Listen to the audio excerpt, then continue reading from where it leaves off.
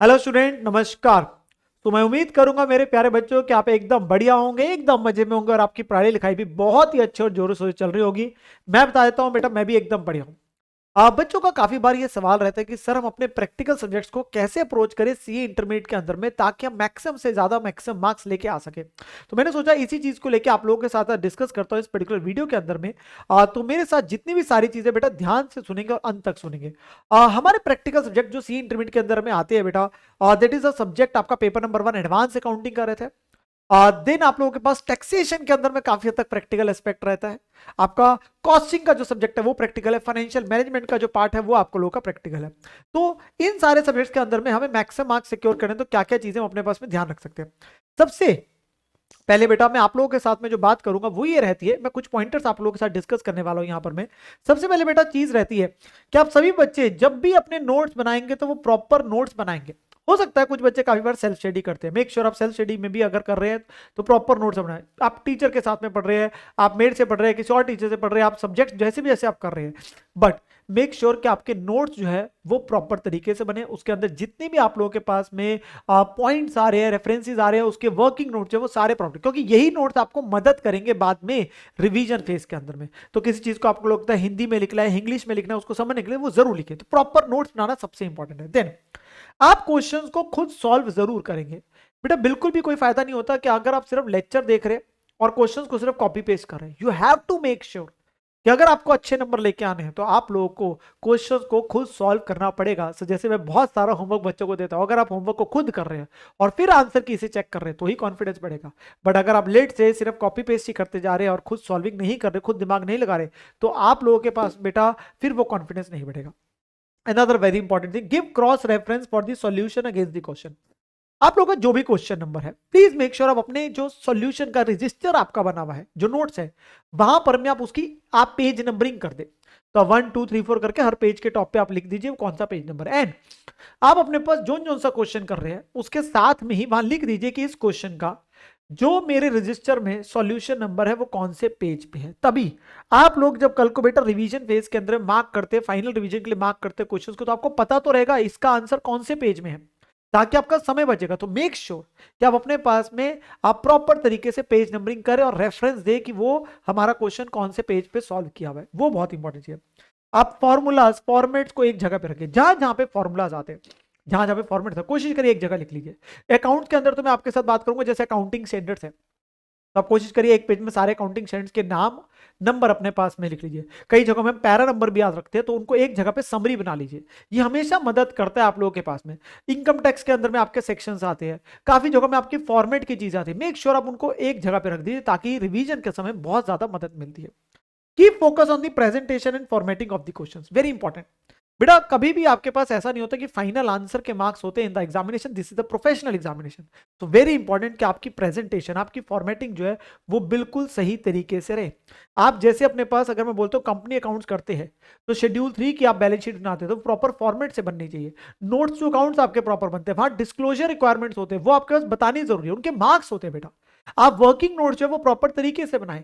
तो इन चीजों पे भी आपको ध्यान देना, पर कब दे पाएंगे, जब आप क्लास में टीचर करा रहा है उस समय आप प्रॉपरली उसे कर रहे हैं, या अपने पास में जब खुद भी क्वेश्चन करें तो कोशिश करें मैक्सिमम से मैक्सिमम क्वेश्चन वैसे भी करके देखें प्रॉपर तरीके से, तभी आप लोगों को फायदा मिलेगा। देन इसके अलावा आप एक चीज और कर सकते हैं, target based study and keep rewarding yourself to motivate. हाँ, और जनरली हमारे पास क्या पूरे दिन पढ़ते रहते देयर इज नथिंग, हमारा मोटिवेशन टाइप चीज नहीं रहती। तो हमें ये होता है कि आप अपने पास में बेटा अपने आपको रिवॉर्ड देते रहे। आपने अपना टारगेट रखा कि आज मैं इतने क्वेश्चंस इतने चैप्टर को अपने पास करूंगा, आप रिवीजन फेज में आ जाएंगे अभी कुछ समय के बाद, तो आप एक टारगेट बनाएंगे। अगर वो टारगेट अचीव हो जाता है तो just reward yourself with any kind of a thing. आप अपने पास घूमने के लिए जा सकते हैं, अपने पास कोई मूवी देख सकते हैं, अपने फ्रेंड्स के साथ चिल आउट कर सकते हैं, कोई ऐसी चीजें खा सकते हैं जो आपको पसंद है। तो एक टारगेट रखिए ताकि उसके आप अचीव होने पे अपने आप को रिवॉर्ड कर सकते, दैट कीप्स यू मोटिवेटिंग।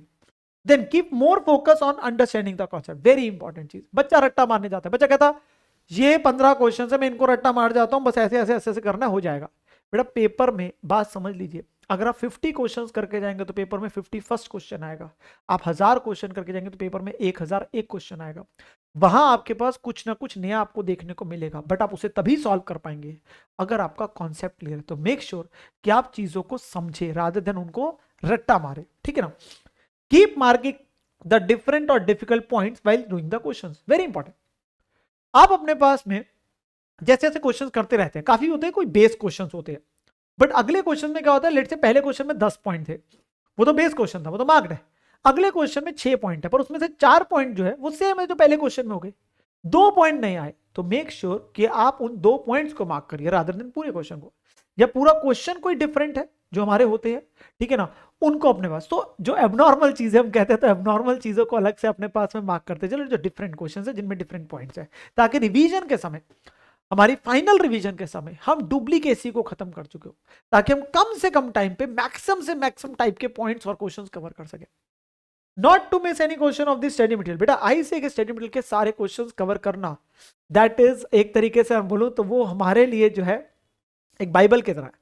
हमें अपने पास मेक श्योर ये करना है कि हम अपने पास में उसके सारे क्वेश्चंस करके जाएंगे, तभी मैंने जो बच्चे मेरे से पढ़ते, मैंने अपने सारे नोट्स के अंदर में सारे जितने भी आपको चैप्टर्स के क्वेश्चंस दिए हुए सब में लिखा हुआ है कि आईसीएस स्टडी मटेरियल का है, सो आई मेक श्योर कि I have covered each and every ICS study material question in your notes, and you have to make sure कि for all the other subjects as well, या आप खुद advance accounting late से कर रहे हैं, you need to make sure कि आपके स्टडी मटेरियल के जो इंस्टीट्यूट के सारे क्वेश्चंस आप करके जाएंगे, कोई भी उसमें से छोड़ के नहीं जाएंगे। साथ के साथ solve all the RTP MTP and past year questions as well, and that is what comes at your end, कि आप लोगों को ये चीजें भी इंश्योर करना, बिकॉज जितना आईसीए का अल्टीमेटली जो है, अगर मैं बोलता हूँ कंटेंट उनकी तरफ वो करना जरूरी है, एंड अब तो बहुत ज्यादा जरूरी हो गया कि आप एमसीक्यूज की भी अच्छी खासी प्रैक्टिस करें, बिकॉज आप एमसीक्यूज को नहीं छोड़ सकते, 30 मार्क्स के आने हैं इन एवरी पेपर, तो उसकी प्रैक्टिस करें। बट आपको पता है एमसीक्यूज आप कब कर सकते हो, जब आपका कॉन्सेप्ट क्लियर होगा, बड़े क्वेश्चंस आप कर चुके होंगे, तभी आप कर सकते हो। बच्चा क्या करता है, सिर्फ एमसीक्यू एमसीक्यू एमसीक्यू करता रहता है, बेटा वो तब तक नहीं कर सकते जब तक कॉन्सेप्ट हो। तो पहला फोकस कॉन्सेप्ट में, चैप्टर के मेन क्वेश्चंस है उसको कवर कर रहे हैं, फिर एमसीक्यूज लास्ट में करने, हमेशा एमसीक्यूज लास्ट में करने, और उनमें से मार्क करके रख लो जो उनसे डिफरेंट है, जिन्हें पेपर वाले दिन देखना है। And then you have to yourself evaluate, एक बार आई से आपको इवेल्युएट करो उससे पहले तो कम से कम 2 से 3 टेस्ट हर सब्जेक्ट के दे, मैं तो कहता हूं ज्यादा टेस्ट दे, जितने ज्यादा दे सकते हैं उतना भला है, उतना बेटर रहेगा, बिकॉज आपको अपनी परफॉर्मेंस के बारे में पता चलता जाएगा। अगर आप इन सारी चीजों को कर लेते हैं, I have not said something कि मैंने कोई बहुत अलग सी बात कर दी इस वीडियो में, बट मैंने वही बातें दोबारा से आपके दिमाग में लाई ताकि आप लोगों को यह बात समझ में आ जाए कि अगर मैं इन्हीं सारी चीजों को, जितने पॉइंट सर ने इस वीडियो में डिस्कस किए, अगर मैं सबको कर लेता हूं तो yes I can get very high marks in my examination. And मेरे प्यारे बच्चों, stop procrastinating and start working. कल कर लेंगे, परसों कर लेंगे, अब बस हो गया, अब छोड़ दीजिए, अब अपने पास में पढ़ाई शुरू कर दीजिए, पढ़ना शुरू कर दीजिए, कीप फोकस, स्टे फोकस, ठीक है जी। And there is no substitute for hard work, you have to make sure कि आपको मेहनत तो करनी पड़ेगी, क्योंकि मेहनत करेंगे तभी तो रिवॉर्ड मिलेगा, ऐसा यहाँ पे कोई शॉर्टकट नहीं है, ठीक है। स्मार्ट वर्क की बात जरूर आती है, बट वो तभी आपके पास स्मार्ट वर्क क्या है, पॉइंट्स आइडेंटिफाई करो, डिफरेंट क्वेश्चंस आइडेंटिफाई कर लो, ताकि हम समय बचा रहे हैं, but you have to make sure आपको पढ़ना पड़ेगा, बुक्स खोलनी पड़ेगी, तभी आप अपने पास में अच्छे तरीके से नंबर लेके आते रहेंगे।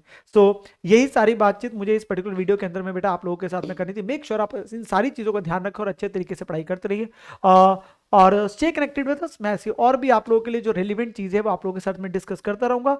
अपना ध्यान रखें और अच्छे तरीके से पढ़ाई करते रहिए। बाय बाय मेरे प्यारे बच्चों, टेक केयर।